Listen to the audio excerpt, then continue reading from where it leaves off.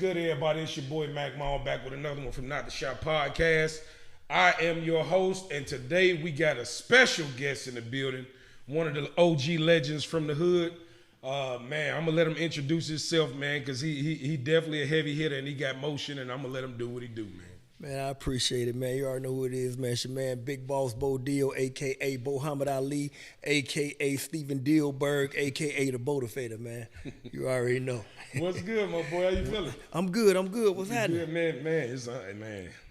I just want to say on camera, man, I'm honored to have you here, man.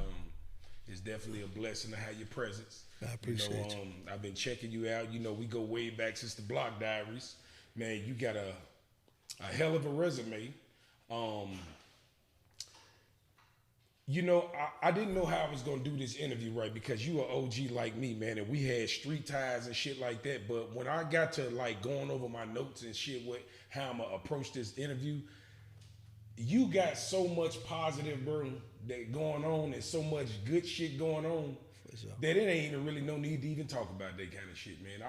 I see your accolades and the shit you've done over the years, man. You got a hell of a resume, man. I want to give you flowers, bro. For sure, I appreciate that. Yeah, man, for sure. So I want to start by this. Why don't you tell these people where you from, what side of town? Everybody think I'm from out west, but I'm really from the pole. I'm from the north side of Chicago. You know what I'm saying?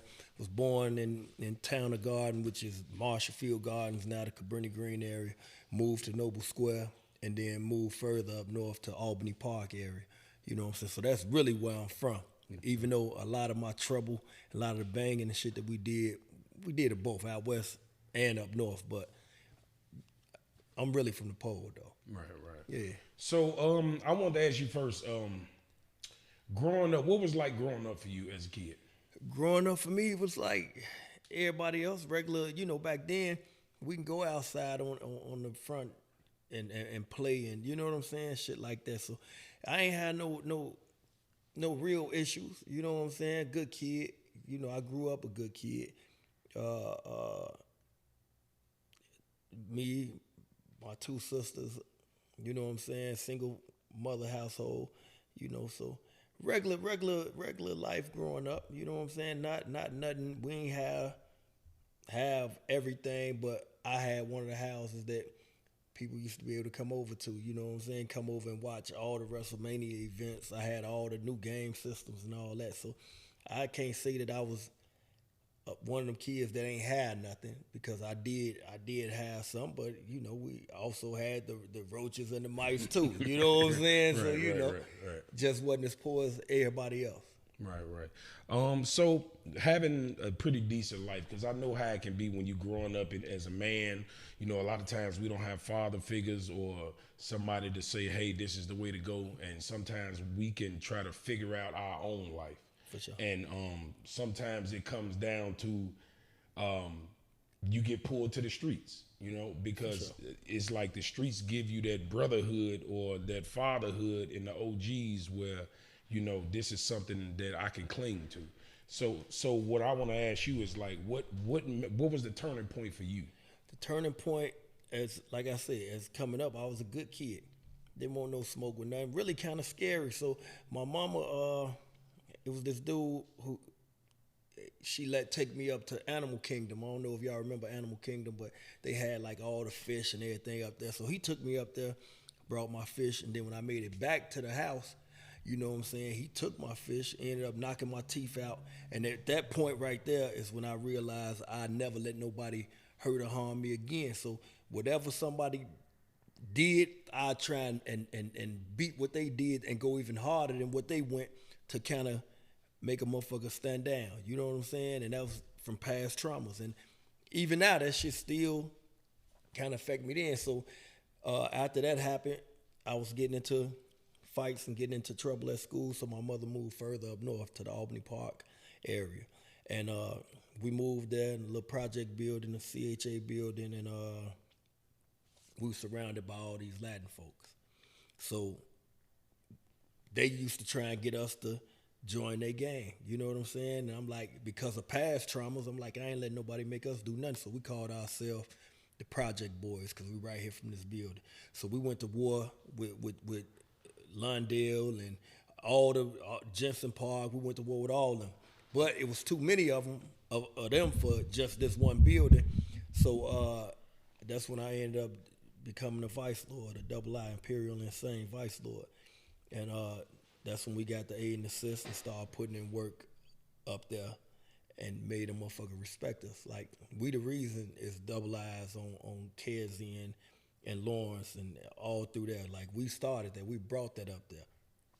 And after we put in work up there, we had guys like Kurt and them from out west trying to come up north. And after we put in all this work on our own, so they started coming up there trying to step on our toes, telling us we got to pay these dues and pay that and give this. And like I say, my traumas from not letting nobody bully me or get over on me with nothing made us go rebel against them. And that's when I went Mafia Insane. Took over half of they mob with me. And that's how we all end up being Mafia. You know what I'm saying? My cousin was Mafia off North Avenue, Mississippi. So at Google. Shout out Mississippi. Yeah, that's my big cousin. Yeah. So he didn't want me banging. So I just made myself Mafia. Like, nobody blessed me into nothing. I gave myself 5 Universal stars and everything. So when they heard about us up north, they came up there. This is all verified. Google them, whoever you ask. They was like, man, this Mafia's up north. They come up north and get up with me, and I had a mob with me. So they like, who gave you that status? I'm like, man, it's me. Like, if y'all, you know what I'm saying? If y'all want us, we here. If not, where I go, they going with me. And KT and them let me keep my glove. And that was the start of how we ended up starting migrating out west and started going back and forth, you know what I'm saying, from up north to out west. Right. Yeah. Yeah, man. Shout out to Google and KT and them. Yeah, that's my brother. So I want to talk about you had a nice run on when you did the freestyles on BET, right? Yeah. What made you want to do that shit? I didn't want to do it. We had shot a DVD called Ghetto Passes, and it got in the hands of somebody down there. And Mississippi that's my big cousin, so he was my manager at the time. And they reached out to him, you know what I'm saying, to get one of the other guys on there. My man went on there and he did his thing, but he didn't win, so they doubled back and was like, man, let's get him on there. So we went to New York and did it. I'm like, man, fuck it, let's go. The exposure, you can't beat that exposure, especially back then. Yeah, it wasn't like no now. Social media. Right, exactly. You'd have been took off with that shit. Yeah, for sure. With that social media shit. So you basically signed up for it and y'all just ran with the shit. Nah, they reached out to us and I ran with it. I'm like, when Sip hit me, he like, man, you want to go on there? Let's do it. I'm like, fuck it, let's go. And went on there and did it. Was on there for a month and a half. Like, I think that was like one of the best moves that I could have made because all the relationships that I made from that, you know what I'm saying? Like I made some great relationships from there. Like that right there is what put me in tune with Deb and Waka and Gucci and them. Then made relationships with all Jay Boog and them from B2K. A bunch of relationships that came from that and put me in a position where I made some good money doing what I was doing. You know what I'm saying? So basically, now you a Mafia and you got a glove and you in the streets. Were you trying to rap then while you was in the streets, or was that a way for you to get out of the streets? It was a way to get out the streets, but we still was doing what we was doing. You know what I'm saying? But it was different because we wasn't talking about dead motherfuckers and talking about, we was talking just giving motherfuckers the struggle. And then with me, even though I was Mafia, I had a lot of foes with me. My family was foes. You know what I'm saying? Then I was good with the C's off Peanut and them my brothers. Them was my brothers. You know what I'm saying? Look, James and all them. Like, I still talk to them brothers. Talk to James now. Long live Peanut. But them was like my people. So I was good with every. See, I come from the pole. Up north, we really was into it with the folks. The brothers was together. So we rarely, every once in a while we might get into it with the mobs up there, but it wasn't like that. We had to stick together because it wasn't a whole lot. We were surrounded by the opposition. So when I came out west, they at war with the foes, but no, we got foes with us. Them some of my, like actually up north, the mafias and the foes was the closest. We was closer with the foes, and the Seas and the Travelers was close together. Right. But out west is something different. The Seas and Travelers be, at war, and the mafias and the foes at war. But where I'm from, them foes is my people to this day. You know what I'm saying? And that's what kind of put me in a bad place. Right. Because I went to school with all the foes, but I grew up on North Avenue with all the mafias. Right. So this is how I was able to get the interview with 1700 and Lil Woo them. You know what I'm saying? Because I got affiliates to both sides and shit. So I understand how it be when you got ties, and there's nothing wrong with being, having relationships. That shit'll save your life, No, for sure. And it's weird though, because the mafias, we on that side, but them all from, I'm talking about this going back with Pork Chop and Duper and you know what I'm saying, Briscoe, Lynn, them, shout out, all them my brothers. Right. But my baby mother stayed on Concord, you know what I'm saying? So her brother Luther and then Taterhead and them, all them they people. So I used to be able to go on both sides, you know what I'm saying? Right.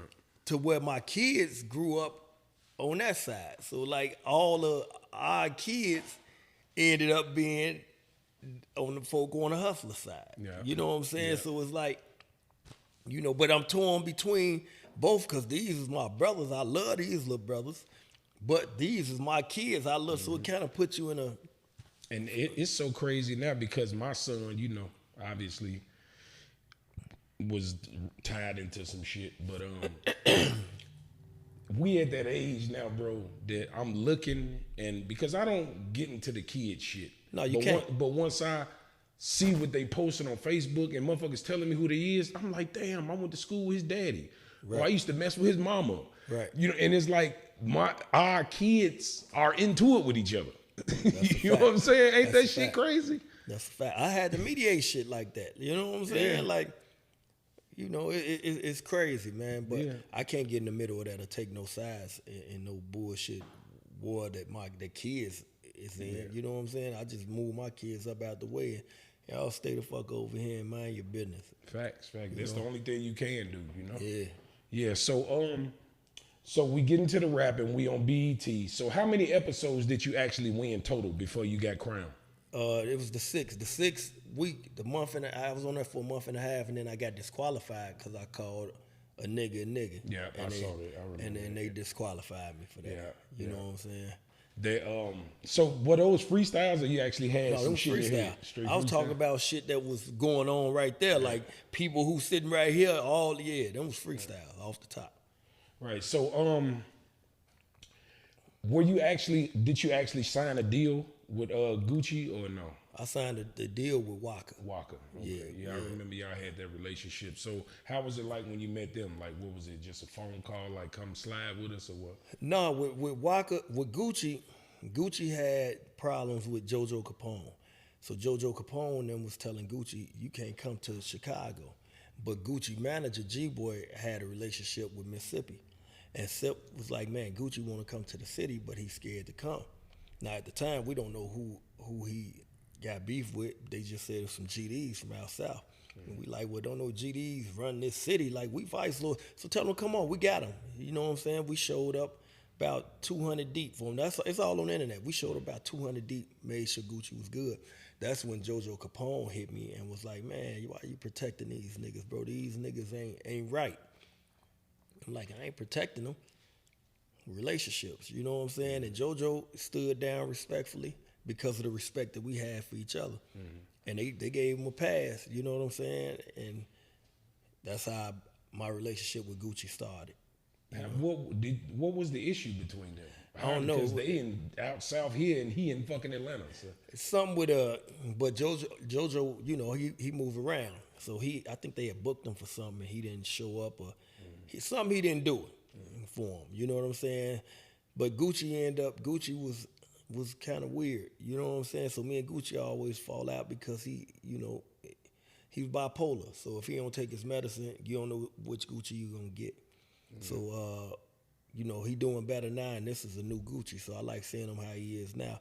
But he had came to Chicago. He was supposed to do a feature give me a feature, and at the time he didn't do it when we went to Atlanta. This how me and Waka got jammed. Gucci called me to Atlanta, like, come on, we finna get in the lab.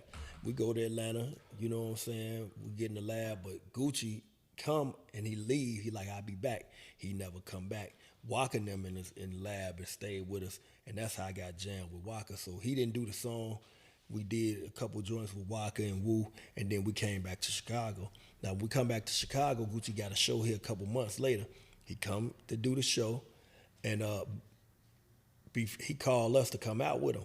And I'm like, nah, we got to get in the studio first. Let's knock out what you owe me. Then we, you know what I'm saying, we make sure you good. He like, I'm a little tired. Let's do it after the show. I'm like, bro, if we ain't going to the studio, we out of here. So he went upstairs, we left, and he got on his bus and left. And went back to Atlanta. He didn't even do his show. He left the show. And that's because he knew JoJo and them was waiting. Because when JoJo hit me, I'm like, bro, we ain't with him. So, you know what I'm saying? He fooled. You know what I'm saying? So y'all got him. And he went home. You know what I'm saying? So, like, I'm big on your word. If you give me your word on something, or if I tell you I got you on something, I'm going to make sure I stand on that. So I'll be expecting the same thing in return. So when he didn't do that, that just let me know the type of nigga that he was. And Waka doubled back like, man, bruh, I'm fucking with you. Let's lock in. Right. And Waka, that's when he give me the chain, make sure we good and all that. And it was the rest was history from there. So that ended up being a better move for me. Yeah, so you basically signed like to the label, or you had rights to your own music? Because I don't really know how that shit goes. Right. Well, he actually he signed me. I signed the paperwork, but where it was more like a partnership where he really didn't get nothing. It was just the stamp. He gave me the stamp and everything, all the features, everything that he ever gave me. He like, bro, you eat off that. I'm good. So he never charged you for nothing. Nothing. He just looked out for you. Nothing at all. Yeah, man. And I believe a lot of times, like, it's your relationships with people, man, is, you know, because it's a lot of people who, when I was up and they was down and shit, I never looked at them wrong, never talked about them, never made them feel uncomfortable, always kept it solid with them because I looked at them as a person instead of what they had tangibly, you know? Now these people are millionaires. They doing better than me.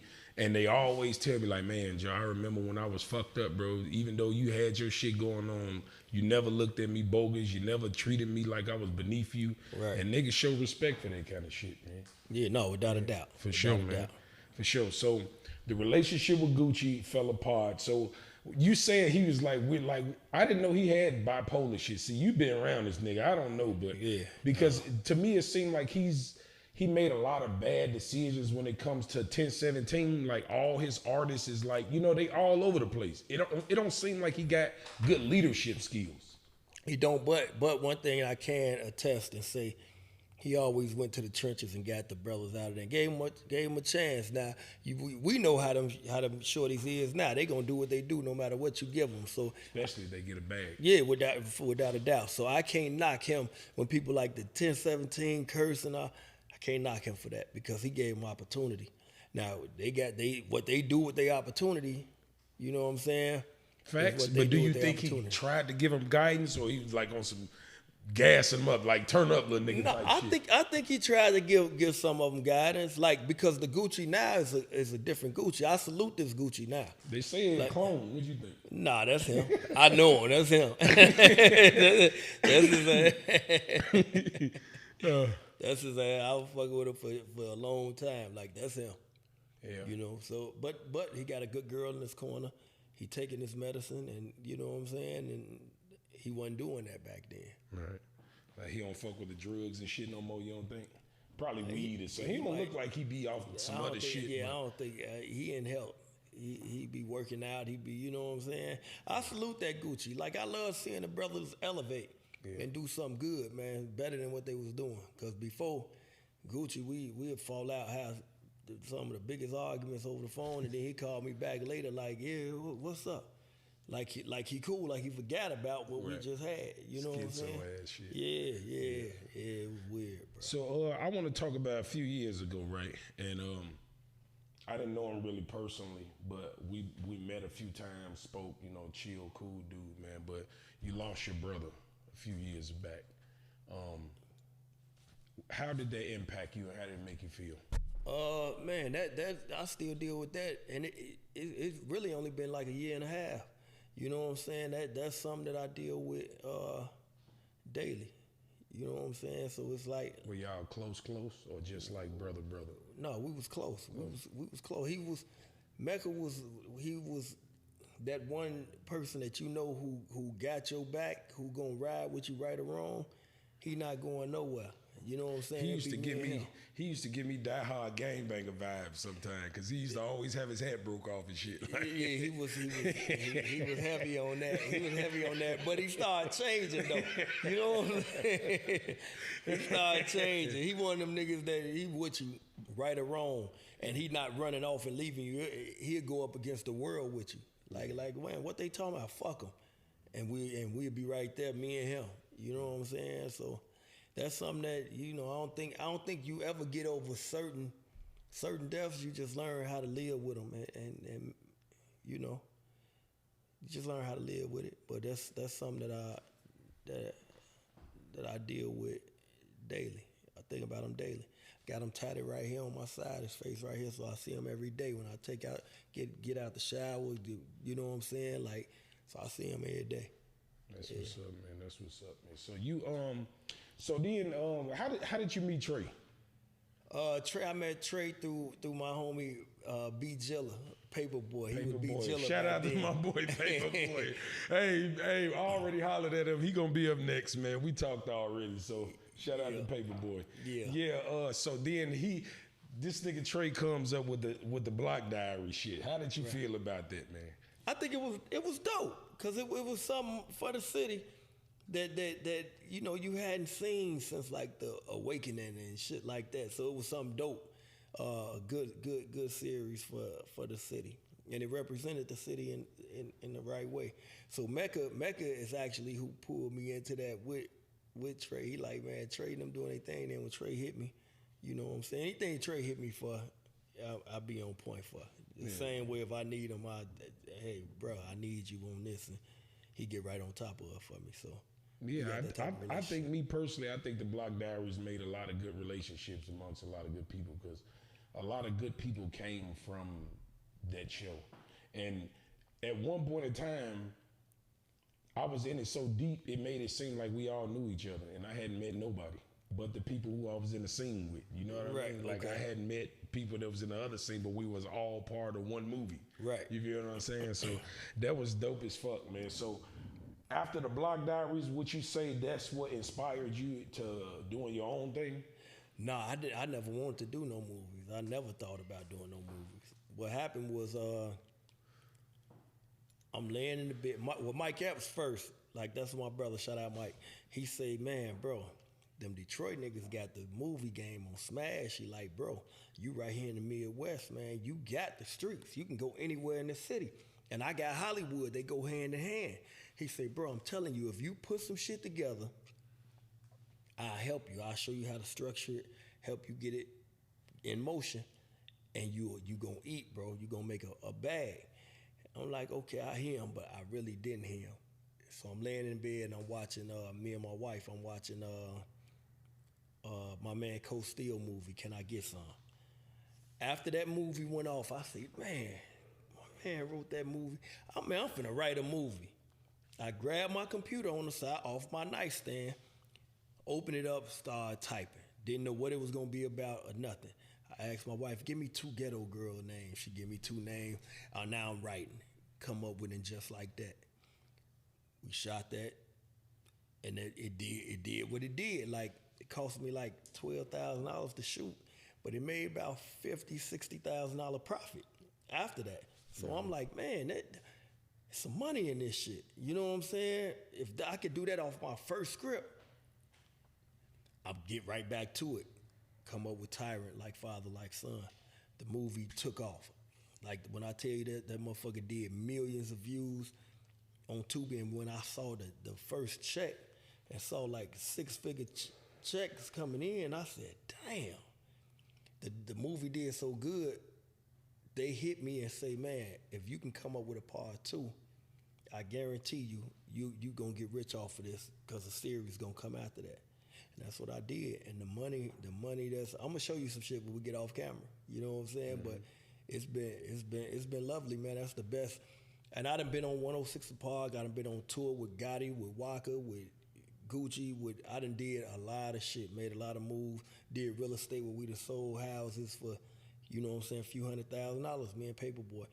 And I ain't seen this type of shit.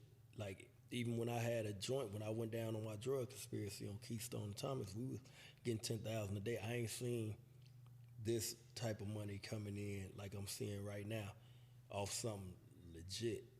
You know what I'm saying? Mm-hmm. So it's like, I think it's just all about timing, you know? Mm-hmm. Like, God plan is God plan, you know what I'm saying? So how old are you? You probably around the same age with you. I'm 48. Yeah, yep. You got me bad. I'm 43. Okay. Yeah, man. I mean, honestly, bro, to be real with you is like right on time. Cause for sure. Like with statistics, the average man don't come into his own and become who he is until he get 40. The only thing in his 40s, the only thing that made younger millionaires was social media and sports. No, that's a fact. You know what I'm saying? That's a fact. For the average working man that has to build his life, because most people, even doctors, lawyers and shit, they go to school, they owe tons of debt and fucking student loans and shit like that. When they finally get 38, 39, 40, 41, all that shit get paid for. And their house pretty much paid for, and they get to breathe. Yeah, without a doubt. And focus on other shit. You know what I'm saying? So with the trials you've been through, because you know, we our story ain't really rare no more. Everybody go through the same shit we done been through at this point. You know, we all know daddy, in the hood, right? Been in the game, did what we did. So now it's like when you hear that type of shit, you be like, okay, you know, it don't hit like it used to hit when me and you was younger. Right. You know what I'm saying? It don't hit like that. But so how did it feel for you to write and produce? Because you produce your own shit too, right? Yeah, executive produced it and wrote it. Writer, executive produced it and starred in it. You know what I'm saying? Shout out Alvin Elmore. He was the director, you know what I'm saying, and over all the cinematography. And Breezy Films, she produced 1 and 2. Okay. So yeah. So doing all that, being a big, huge chunk of this progress and success, you built it from the ground. How does that make you feel to sit back? Because I'm sure like y'all do premieres and shit like that, where you watch it before you put it out type shit. Yeah, the premieres always sold out. They sell out fast. Like right. The premiere make your money back and everything. Right. Like, you know how other people be like, man, they got a premiere, they tickets be $20, $25. No, mine be $50 and selling out quicker. Like, people be looking for like this part 2.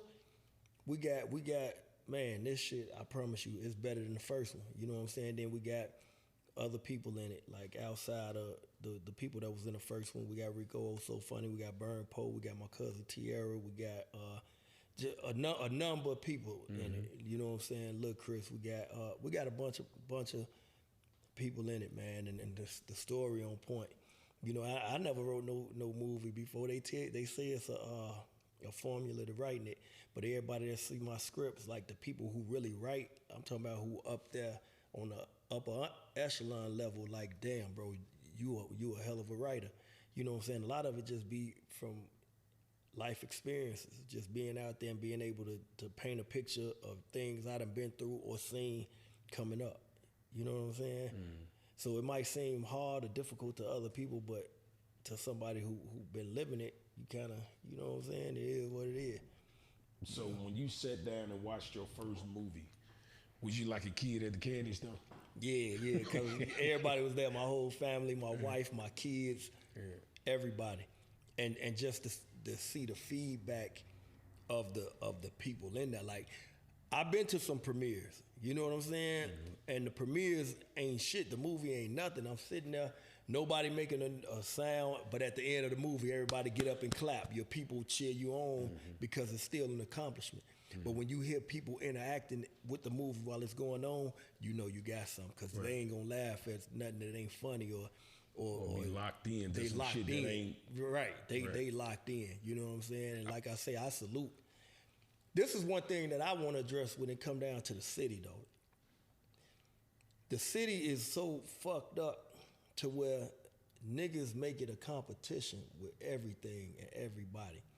And I'm telling them, like, I support everybody who doing their thing, right? When I first got off into, before I made my first movie, after I hollered at Mike Epps, and this is a fact, I called Will Gates, I called Bo G, I talked to Billy Ray Valentine, I talked to a lot of people who was directing, doing film. I'm like, bro, I got Mike in my corner. I'm on to something, bro. Like, I see y'all doing y'all thing because they was doing their thing. I salute them. I say, bro, I think if we put this shit together, we win big. And none of them got back with me. They like, all right, cool, I got you. They didn't get back with me. So I say, you know me, I'm a competitor anyway. So I'm like, okay, that's cool. Motherfucker might think that I might be, and not saying that they thought this, but in my mind, I'm thinking, okay, I might be trying to ride their wave or come up off something they doing, when in reality, I'm the wave. You know what I'm saying? But what's wrong with that though? Because I don't want to ride nobody wave. I think we can all bring something together. So I ain't coming to nobody who I feel like I'm riding your wave. No, I'm coming to people who I respect what they doing, to show them I got this going, we put it together, we gone. You know what I'm saying? Like, I think some people try and look at others like, well, they ain't doing this, they beneath me, I don't want to help them. And me, being who I am, when I did my shit and it took off, yeah, I'm Muhammad Ali, Stephen Dilbert, I talk my shit, not talking just at them,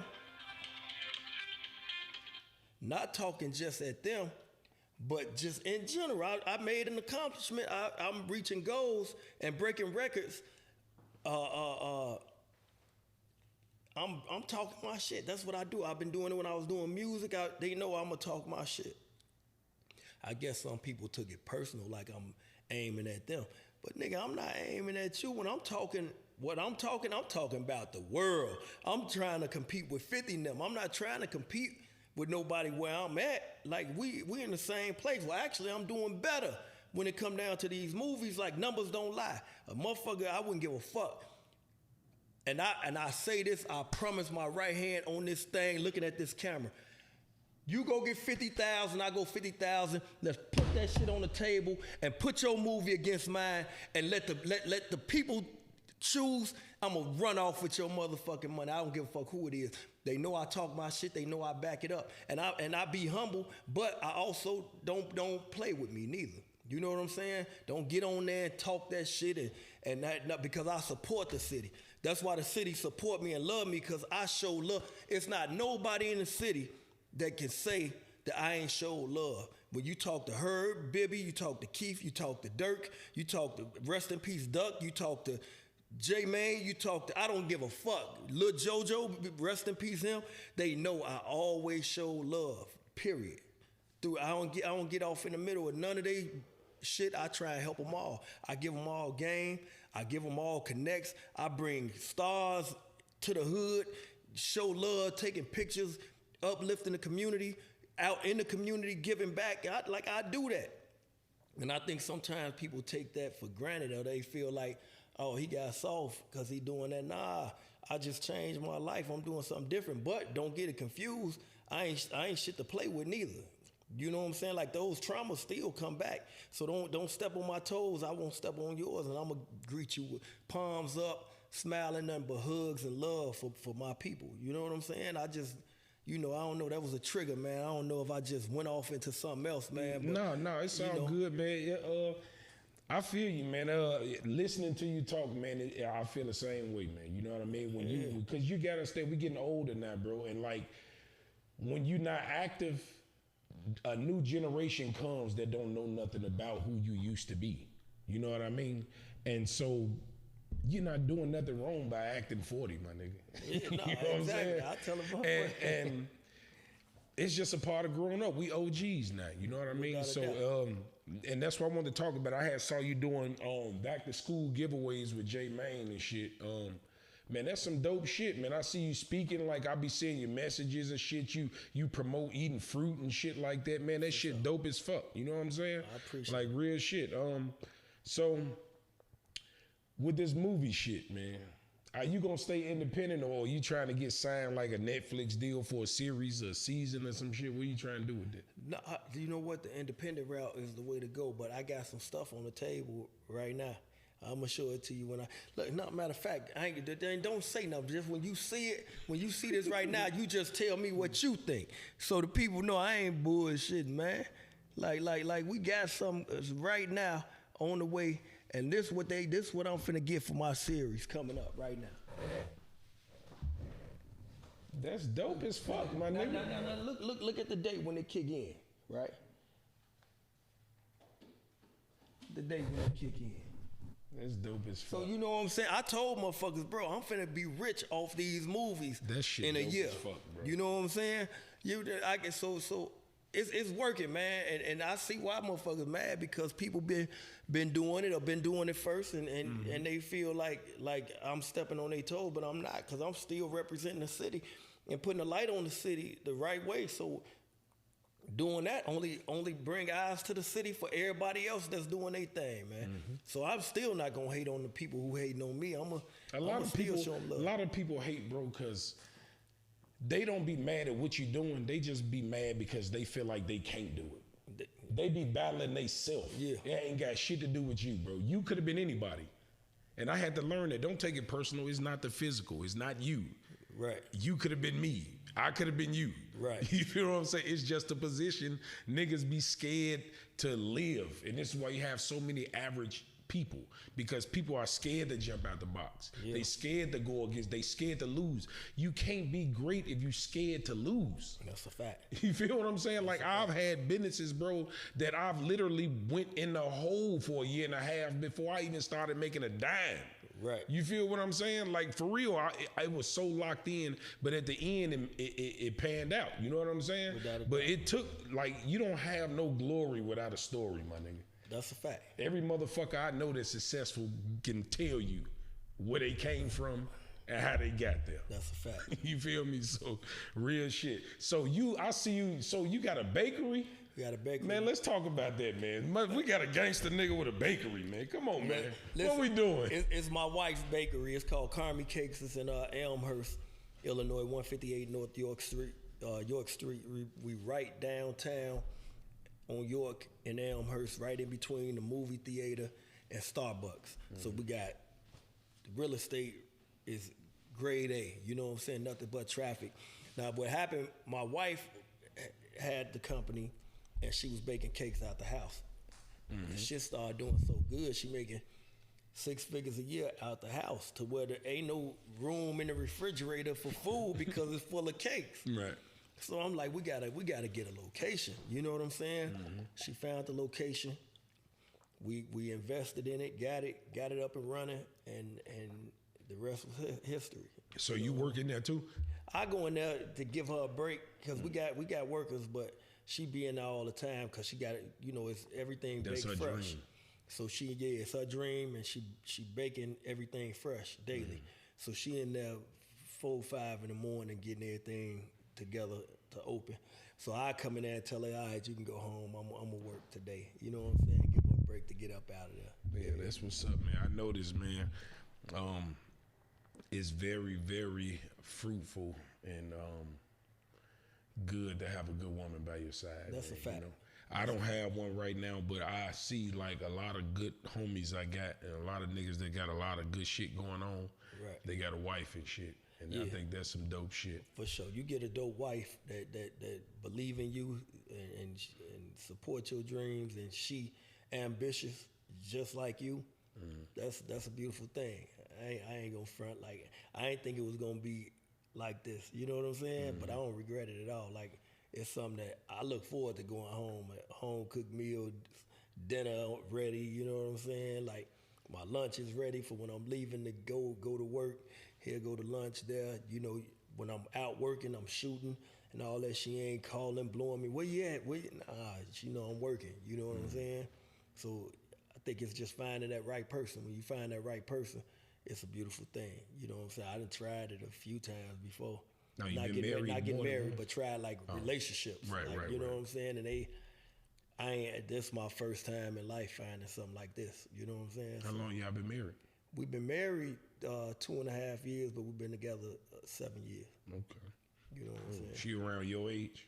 No, she younger. She early 40s. Early 40s. Yeah, so she part of that last batch that got morals. Probably so, cause she got morals. She on point. Once you get under like 37, some shit like that, they with this new shit. It gotta be something good was at that age. It gotta be shit, something. Man, I've been single 5 years, bro. I'm trying to tell you, the mind state is all fucked up, and I noticed that a lot of women that still got those values that our mama had, Right. they in their 40s, bro, or late 30s. But she had it in her 30s though. We've been together 7 years. She just turned 40. No, I'm saying though, she was part of that last batch that was of taught that. You feel me? So she grew up with that old school shit. You feel what I'm saying? For sure.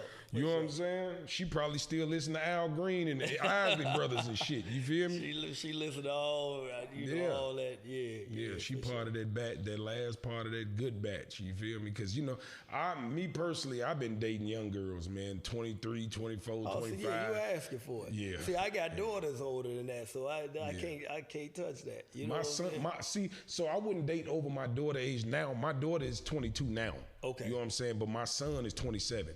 You know what I'm saying? But I was dating them 20 to 23 to like 29, some shit like that. Then they just, see, they still kind of babies, 23. Yeah. So they don't know what they want yet. Yeah, you know what I'm saying? lesson. So no, you can't wife one of them because the age gap, that's a 20-year age gap, right? So when you 60, they 40, and you know you 70. That's decent. They gonna be doing their thing, man. You gonna be too old to, you know, to really want to go out and hang. They still gonna want to go out and be out doing what they doing. And it's gonna be some young nigga, you know, knocking them down, and then they come on home. Nah, I don't want that. That's too young for me. Yeah, I learned my lesson. I get it now. I get it now. You feel me? Hey, nothing 20 years old. Hey, I can't touch you, baby. You're just, man, they tell me I'm 28, 29. Nah, I'm cool, man. Nah, I ain't finna waste my time with this shit. Straight up. Especially if you just trying to have some fun and just, you know what I'm saying, that's probably some of the best fun you can have. But if you really looking for some stability, I would suggest it for, you know what I'm saying, because they still got a lot of learning and a lot of growing up to do. You know what I'm saying? Facts. That's a lot facts. of life to live, you know? That's facts. Facts. You feel me? But so you be on your Instagram, you be giving the young brothers messages and shit. Like, what inspired you to want to do that? Just watching a lot of my homies, kids, and shorties that looked up to me in the hood making bad decisions and dying before they got a chance to live, and I knew I had their ear because at the time, you know, I'm with Waka and them. I'm with some of the biggest artists in the world, so they tuned into my page. So I just wanted to give them some real game. Like everybody else out there pushing the negative narrative. So it's like, nah, I'm not living that life now. So I ain't finna push it or make you think that's cool. So I started motivating them, and my man Mellow the Gutter Man, like, man, nah, you should call it motivation, man. You motivating them, and that's where that motivation come from Mellow the Gutter Man. But nah, I just wanted to change the narrative, man, and let them know that route that they taking only go in one or two ways, and they now one of them ways good. You know what I'm saying? Mm-hmm. So that's what motivated me to do that. Just watching shorties that I watched come up and raise start dying before they even really got a chance to live. Never got a chance to go out of town. That was one of the things that when I started hitting the road, a lot of the guys that was with me on the road had never been outside of Chicago. Maybe they like Milwaukee or something like that, but going on the road, and they never saw like California and New York and places like that. Now we at the BET Awards every year, courtesy of BET. We had, you know, all these awards and everywhere, these big shows all across the United States, and they started seeing the world, and it started giving them different views and different outlooks of what the world what living is supposed to be like outside of their 4-block radius. You know what I'm saying? Yeah, so that's what I just wanted to do, man. Yeah. I wanted to ask you, like, so when you got with Waka and Gucci, I meant to ask you this earlier. What was the biggest stage you ever performed on, and how did you feel? The biggest stage I performed on was about 10,000 people, and it was that feeling was a feeling that it's hard to describe. It's on YouTube, I'm sure to you. Like when the crowd's just going crazy, they know who you is because they was the Brick Squad fanatics. Mm-hmm. And then when Waka like, yeah, give a shout out to my man Bo Deal, and the whole place just go up. Like, ain't no better feeling than that. You know what I'm saying? Yeah. So yeah, but we performed in front of a whole lot of crowds of thousands. Like the tour we went on was a beautiful tour, and certain artists got a chance to perform on several of those stages with their own set. You know what I'm saying? Outside of the ones that Waka bring you out on his set. So that was a good thing. Gucci even brought me out on some sets and shit. You know what I'm saying? So yeah, those stages it ain't no greater feeling. You know what I'm saying than that. I feel you. I want to ask you this. So recently, rest in peace to the late great Julio Fulio. What do you think about what happened to him? I think. Do you think that was a setup? Do you think?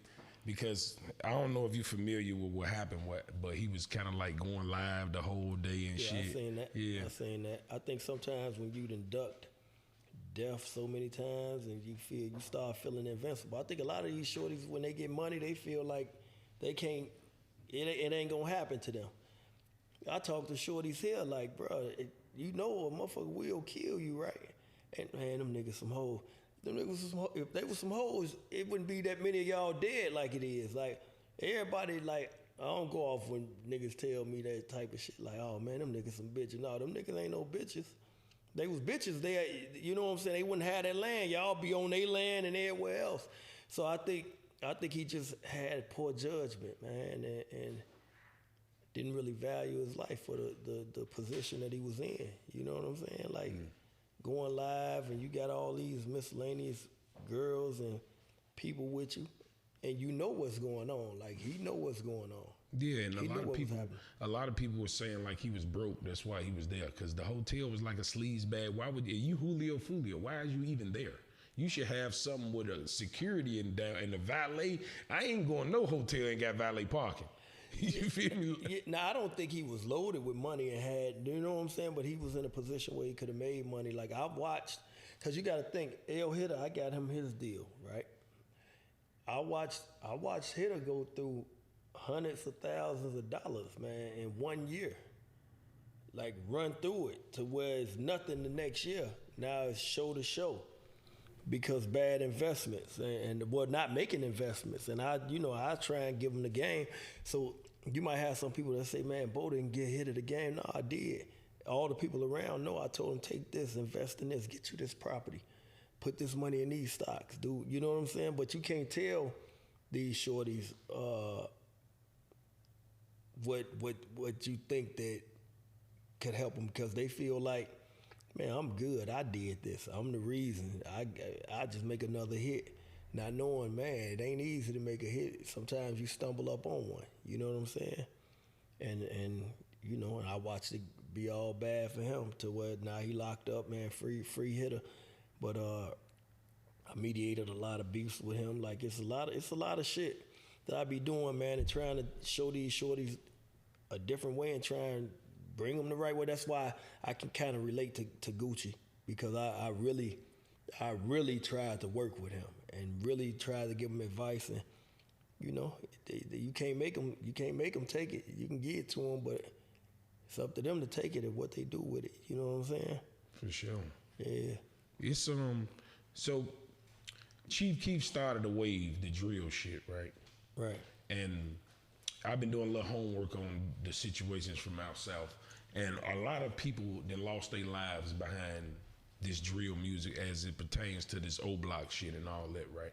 So now fast forward, you got J Mane, Butter, all them trying to draw the piece, right? Do you think any one of the out south or out west rappers will make it if they don't have no ops to rap about? For sure, I think you can make it without. Yeah. I think you can make it. I think you just got to come with the right record. Come with the right record.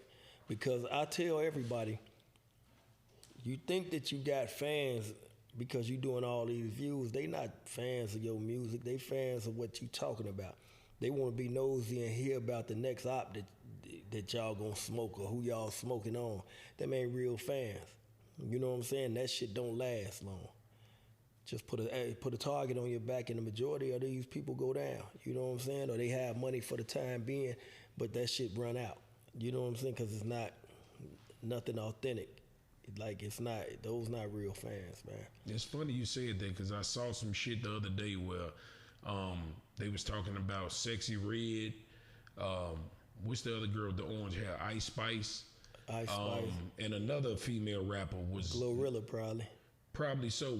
They views and they shows not adding up. Like you say, people watching to be nosy and to have shit to talk about. Right. But when it comes to them having a show, nobody's showing up. Right. Well, that can't be Glorilla then, because she's selling out. But Gotti leading her the right way. But yeah, with Sexy Red and them. But Sexy, she say that was all cap. Sexy Red, I was supposed to manage Sexy. Yeah. I had been. She wanted to come up here. You know what I'm saying? And her and her mama. And the content was something I can't push that type of music, me having daughters, you know what I'm saying? So I would have checked the bag now if I would have did it, but that's a fact, she'll tell you. You know what I'm saying? We was in talks with them, they had reached out. This was a few years ago, but it was right before she caught her break. But I just couldn't push certain shit. I don't know, I stand for certain things, you know what I'm saying? So that's something I just couldn't see myself like getting behind and fucking with. Have you ever met Charleston White? Nah, I ain't never met Charleston. What do you think about Charleston, man? I think Charleston is I gotta be careful how I answer this, because he'll just get back on the internet talking again, and you know what I'm saying? So I don't want no smoke with you, Charleston. You won, Charleston. You won. I let you have that. All right? I fuck with him, man. I think he a funny dude, man. You know, he very fucking entertaining. I can tell you that. He entertaining. I kind of blame. The people, because he do a lot of contradicting himself. Like, if you really for the people, then really be for the people. Don't talk about these people and they dead homies and talk about that if that's not what you really on. You know what I'm saying?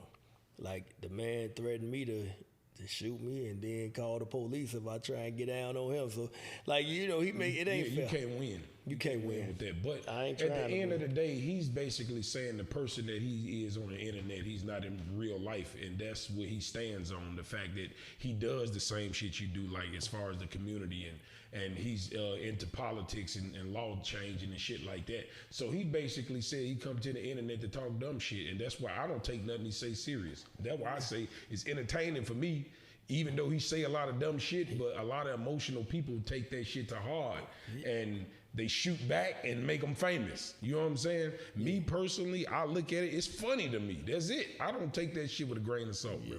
See, I didn't either, until when he started talking about the kids and talking about other shit, then he kind of like, all right, let me leave this man alone, because if I saw him in the airport or something, like, I'd knock him out. You know what I'm saying? Like, you know, but I know he ain't got that mace on him or none of that. Yeah, he gonna have something. He constantly talking about that. Not in the airport. In the airport, you got to go through all that. You know what I'm saying? You ain't got nothing. So I know, you know, I go ahead and lock me up for the battery, and I'm gonna get right out and go back home. And you know, hey, it is what it is. But outside of that, I ain't entertaining that. But nah. Yeah, for sure. So I want to ask you two questions. One, who is Bo Deal as a person? And two, what is something about you that people don't know? As a person, just a real brother, a stand-up brother that's trying to help change the narrative in the community. You know what I'm saying? A family man, a son, somebody who take care of his kids, who makes sure his mama straight, who you know, make sure his wife is good, who stand up and a provider for his family. You know what I'm saying?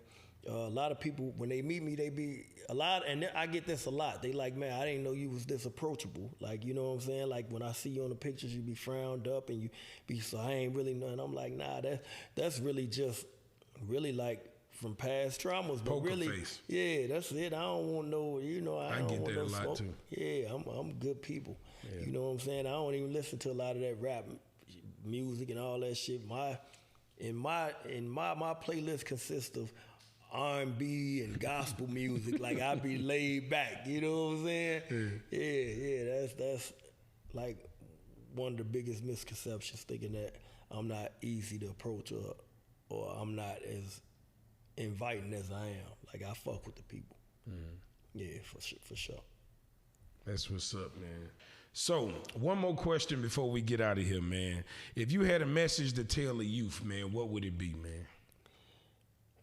Man, no matter what you done been through or no matter what you done did in your past, it ain't never too late to change. Don't never let nobody place doubt on anything that you think that you can set out to do. Because one thing that I noticed and I learned coming up is that people are trying to put their doubts on you.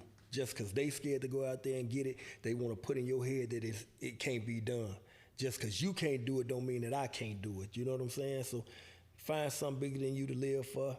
Go out there and make that shit happen and bring home that motherfucking bacon. You know? Ain't it messed up, man? Not the Shop Podcast. What I want to say, man, I appreciate you for coming out, man. It's always a treat when real players meet. For sure. And I'm glad you blessed me with your presence, man, for sure.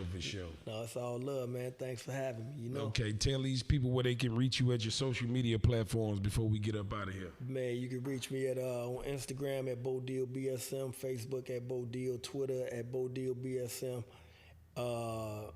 rtstalent.com.